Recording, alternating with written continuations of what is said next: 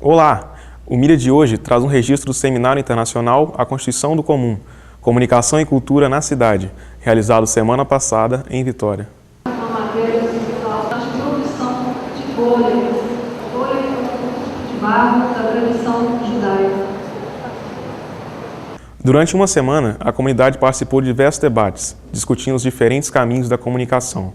Em destaque, democratização da mídia, mídia alternativa, comunicação nas periferias, TV pública, TV digital e outros temas de fundamental importância para a sociedade.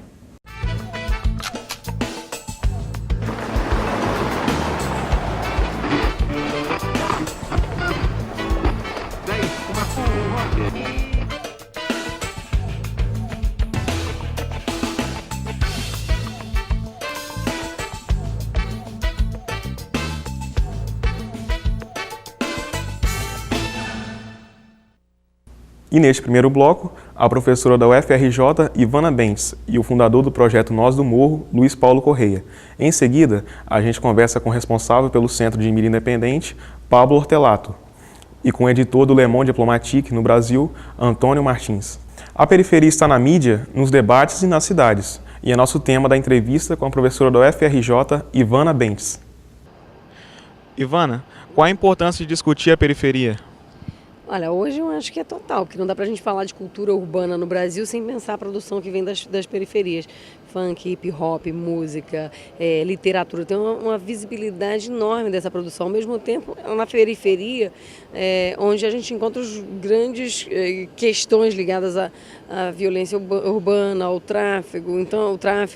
Então, na verdade, quer dizer, a periferia é hoje, ela tanto o lugar dos discursos mais positivos sobre essa nova produção cultural, quanto a circulação também de uma série de estereótipos que relacionam a periferia à violência e a todos os problemas da cidade. Então é um discurso duplo, né? Você falou de visibilidade.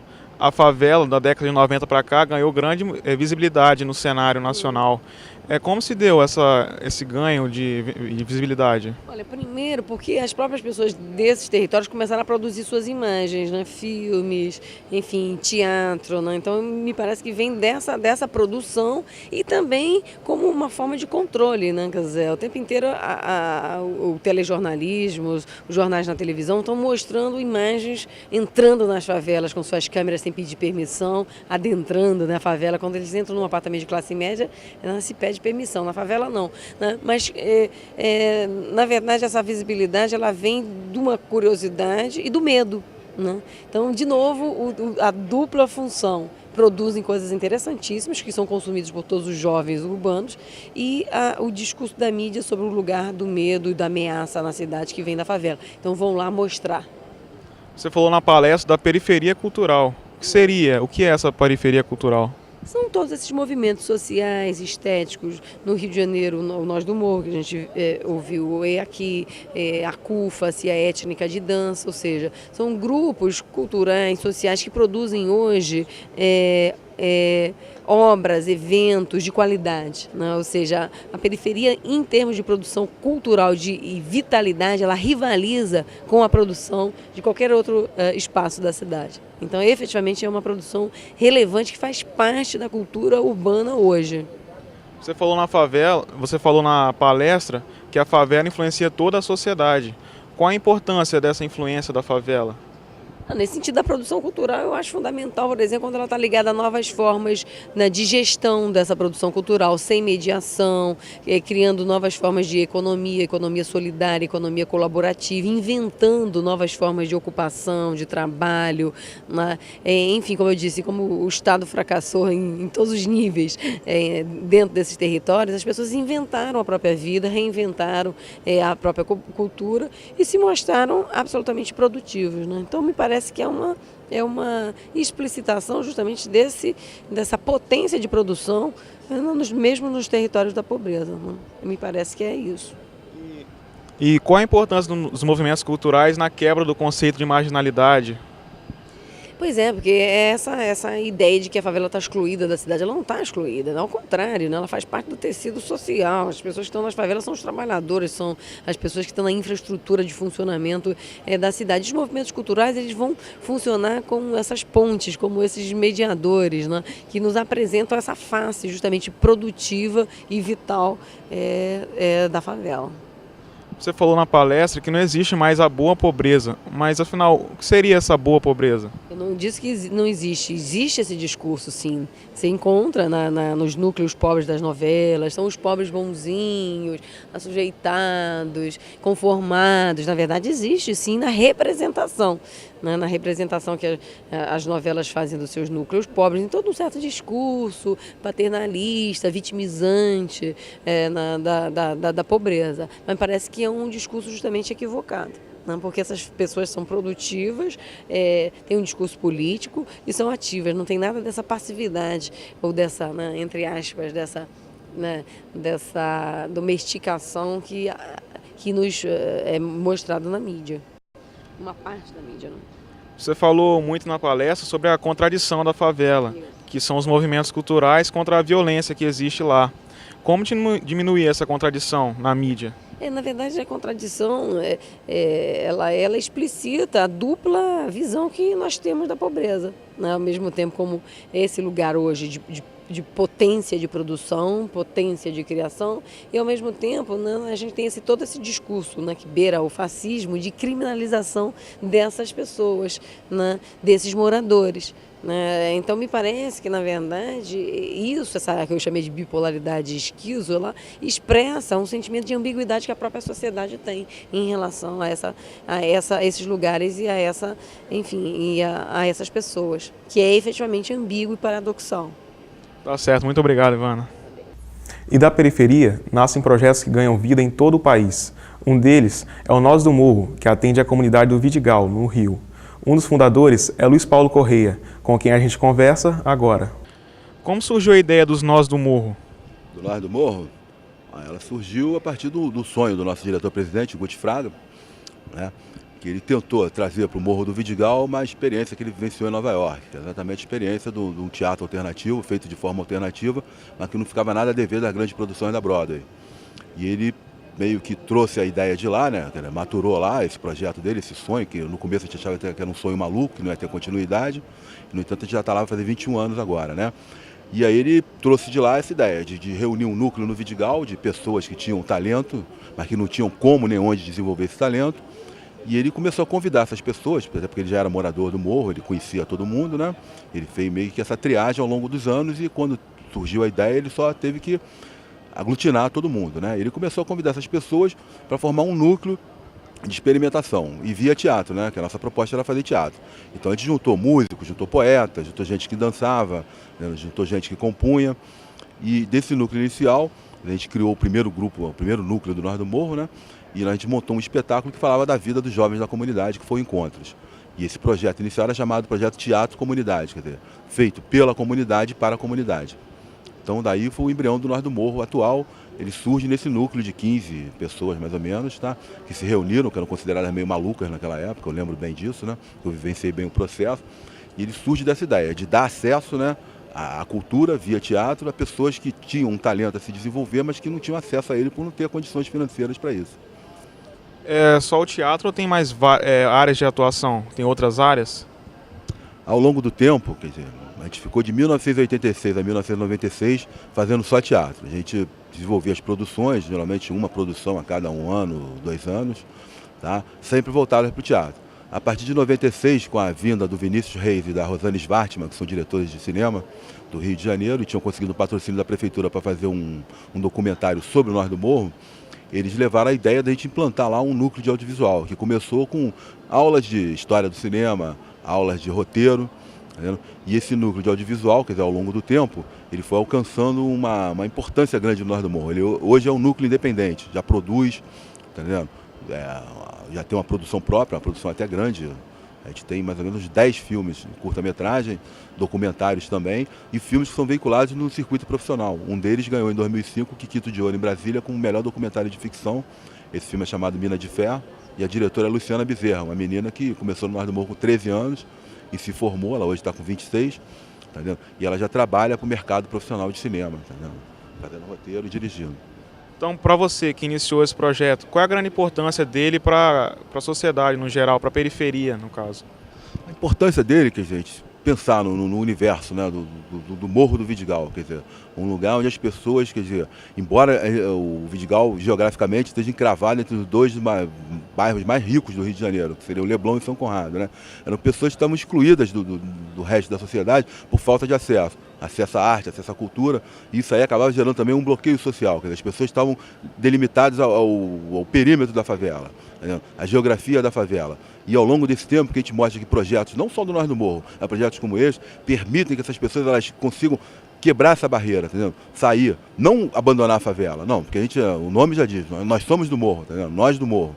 Mas é mostrar que o morro também, quer dizer, o sol que brilha no bairro de classe alta é o mesmo sol que brilha no morro. E que é perfeitamente possível essas pessoas conseguirem também transitar nesses dois espaços com desenvoltura, entendeu? Afinal de contas, todo mundo é cidadão. A nossa filosofia é exatamente essa, entendeu? Não é nem formar ator ou técnica, formar artista, gente com mentalidade de que através da arte ela pode multiplicar, né, essa experiência que ela conseguiu adquirir no Nós do Morro, passar para os outros, que muito disso, do nosso projeto é isso também, quer dizer, o cara hoje está na novela das 8 da Globo, mas ele volta para o Nós do Morro para multiplicar aquilo que ele aprendeu lá e virar referência para o garoto de 7 anos que está entrando hoje em dia. Tá vendo? Então o nosso conceito de formação é a formação do artista, um cidadão mais pleno, mais consciente dos seus deveres, seus direitos e deveres, na verdade. Com certeza, né? E basta querer para isso. Muito obrigado. A gente faz um breve intervalo e volta discutindo mídia alternativa. Até já!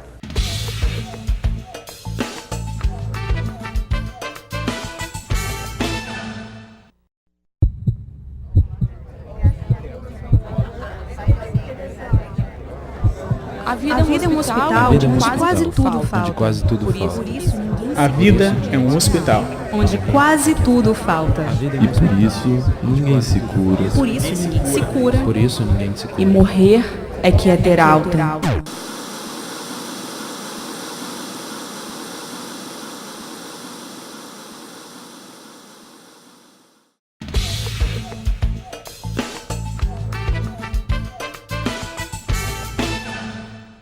Mídia de volta.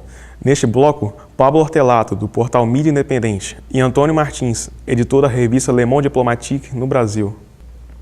A comunicação alternativa vem conquistando um público cada vez maior e foi tema de outra palestra do seminário com Pablo Hortelato, do portal mídiaindependente.org. Pablo, qual é o objetivo do portal Intermídia? Então, o Centro de Mídia Independente é um portal de publicação aberta, um portal onde o leitor ele também se torna um produtor de mídia. Então ele entra num link chamado Public, tem um formulário, ele pode publicar o seu próprio texto, seu próprio vídeo, áudio ou foto a respeito de um acontecimento que ele tenha vivenciado. E dessa maneira ele pode ser, digamos, um produtor da notícia e não apenas um leitor. Então é dessa forma que ele democratiza a mídia, né? Podendo as pessoas, os leitores podem também interagir, entrar em contato e formular também ideias, né? É dessa forma. Exatamente, não é? A pessoa entra, ele é um site que ele pode ser apenas lido para acompanhar as notícias do que está acontecendo pelo mundo. Notícias normalmente escritas por pessoas que estão participando dos acontecimentos, ou quando a própria pessoa é partícipe desses acontecimentos, ou apenas quer dar a opinião a respeito de um acontecimento que aconteceu na outra parte, ela tem essa possibilidade por meio desse mecanismo de publicação aberta. Você falou que o portal assume a sua parcialidade, né? Porque as pessoas presenciam os fatos e escrevem. Então, o que o diferencia da grande mídia? O que diferencia é que a grande mídia, no meu entender, ela também é uma mídia parcial, porque ela escreve da perspectiva de uma grande corporação. Só que ela apresenta a sua notícia como se ela fosse uma notícia imparcial, equilibrada, objetiva, ao passo que o nosso site e outras iniciativas semelhantes, elas dizem de onde vem. Então, eu estou escrevendo essa notícia, estou dizendo que eu estou escrevendo da perspectiva de um participante do acontecimento. Não estou dizendo que ela é imparcial, equilibrada, objetiva. Ela é uma notícia que deve ser lida com as lentes, não é, de quem lê uma notícia escrita por alguém que participou desse acontecimento e que tem determinada visão política a respeito dele. Para você, qual a importância de um seminário como esse para o futuro da comunicação? Acho que esse seminário permite que a gente debata esse tipo de questões relativas à parcialidade, participação, descentralização, não é? E democratização dos meios de comunicação, não é? Que é, digamos, a grande questão hoje da comunicação. Como é que nós vamos permitir que mais pessoas não apenas tenham acesso e consumam a comunicação, mas também sejam produtores da comunicação. Paulo, muito obrigado pela sua participação. Obrigado. Um dos principais assuntos hoje no Brasil é a democratização dos meios. E para conversar sobre caminhos que levem a uma maior democracia na comunicação, Antônio Martins, editor da revista Le Monde Diplomatique no Brasil. Antônio, na palestra você falou de uma mudança que teve na luta da democracia na mídia nos últimos anos. Qual foi essa mudança? Até há 20 anos, nós estávamos acostumados a associar o direito à comunicação, nós o associávamos ao surgimento de publicações alternativas, de jornais ligados aos movimentos sociais, ligados aos partidos progressistas. Essa fase foi uma fase muito importante porque ela permitiu questionar um modelo de comunicação, que era um modelo de comunicação de massa imposto de cima para baixo pelo Estado brasileiro, pelo projeto de Brasil Potência.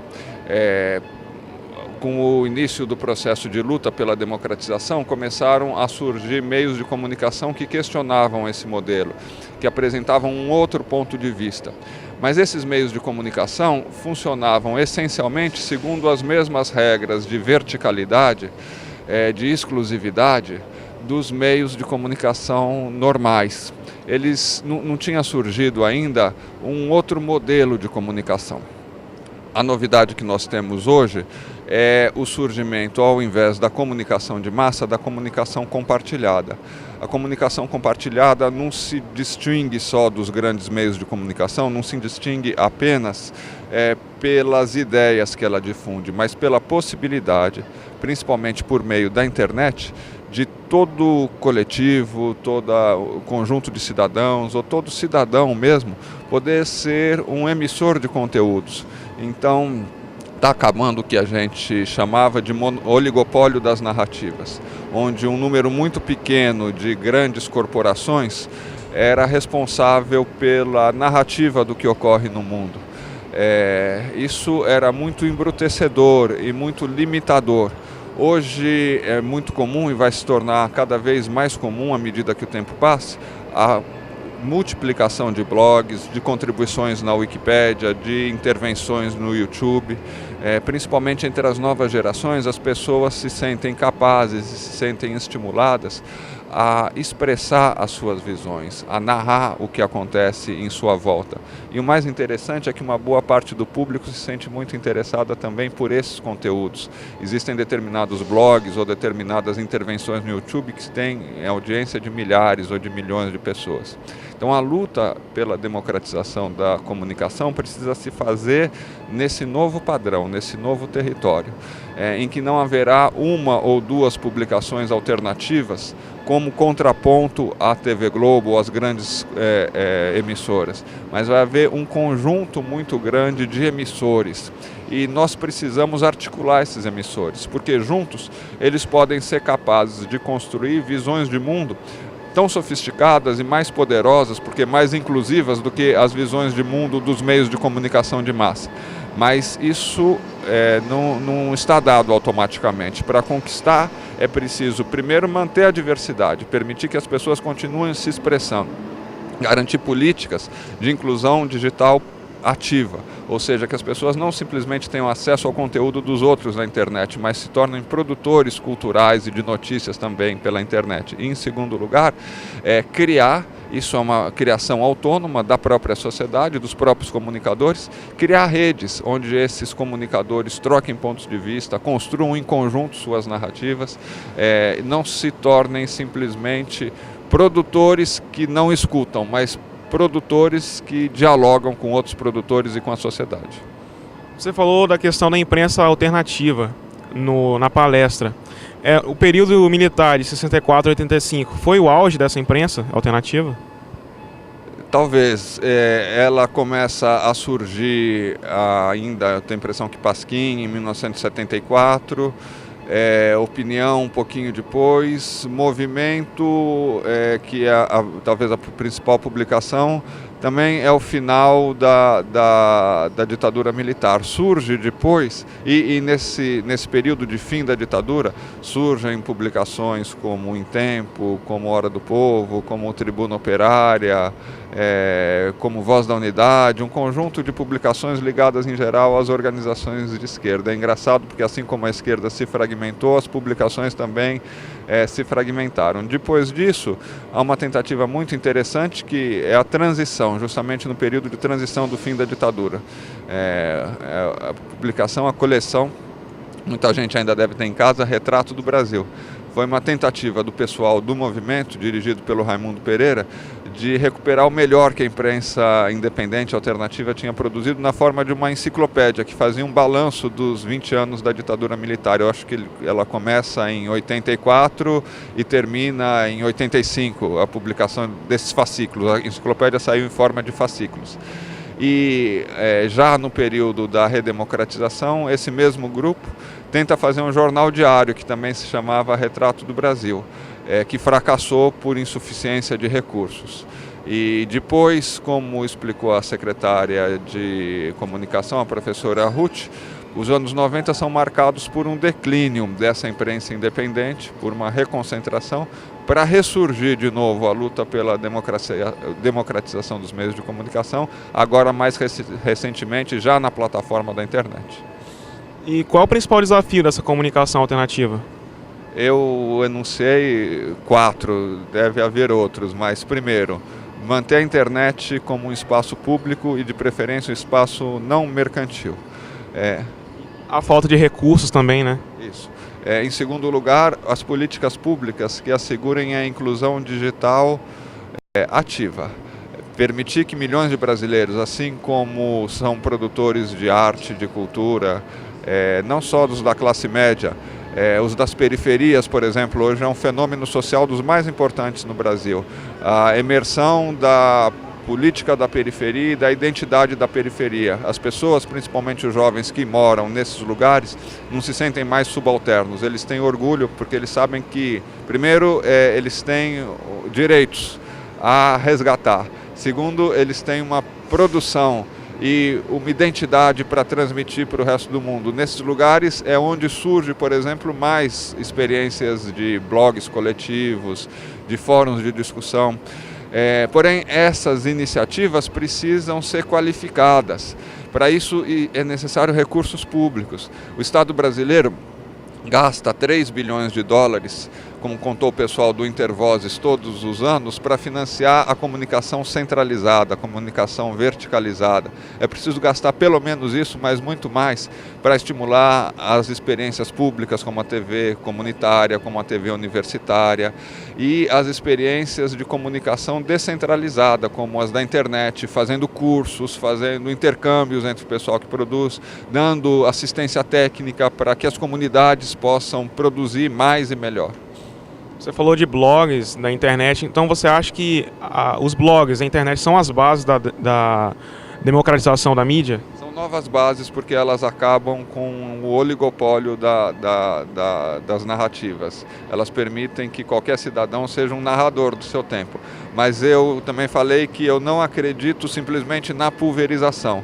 Eu acho que é muito importante haver diversidade, haver condições para o maior número possível de pessoas e de comunidades se expressar, mas é preciso criar alguns pontos, que essas mesmas comunidades criem alguns pontos onde constroem, a partir de múltiplas experiências e identidades individuais ou de pequenos grupos, identidades maiores que defendem determinadas ideias, visões comuns de mundo que vão se construindo em reciprocidade.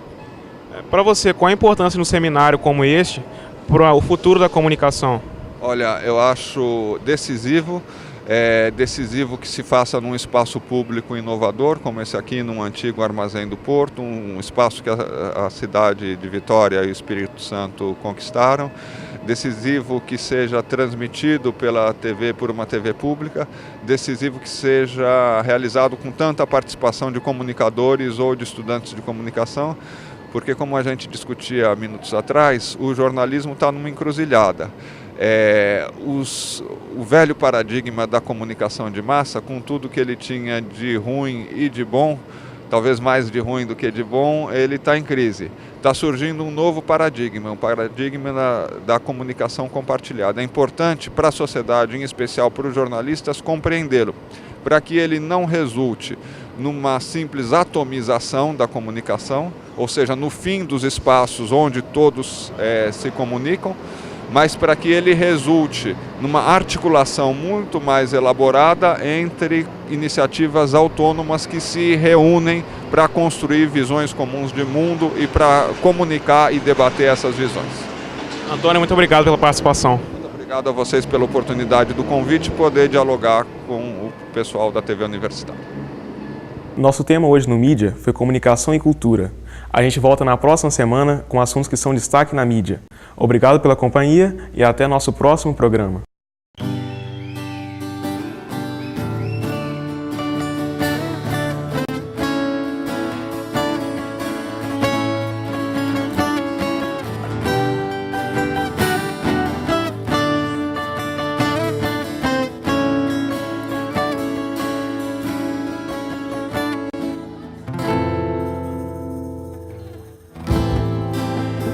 Pensar em nós, esse manto sagrado que esquenta pesou em seu ombro.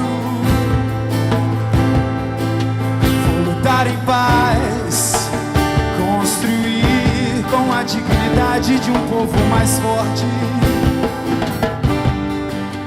sem era nem beira pra viver em um mundo mais limpo, com mais alegrias. Todo o seu universo, sem medir relação, consequência. Somos filhos da terra do sol, mas regados por águas passadas perdidas no tempo. Somos filhos da terra do sol, ofuscando seus olhos e a luz do céu desabou. Pra subir, vou cantar pra você.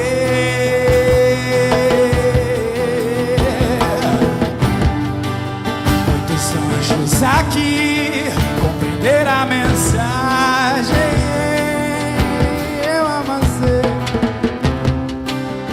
e a dor da terra terminou. Passos firmes contemplam essa caminhada. Filhos da terra do sol, e o destino coroa sua alma e já foi.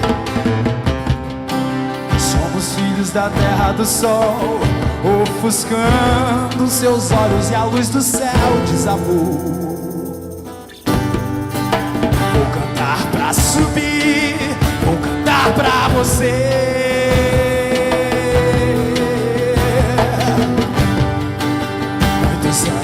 Aqui compreender a mensagem.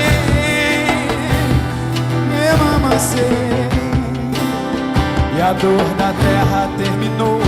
Passos firmes contemplam essa caminhada. Somos filhos da terra do sol, e o destino coroa sua alma já foi. Filhos da terra do sol, ofuscando seus olhos e a luz do céu desabou. Vou cantar pra subir, vou cantar pra você.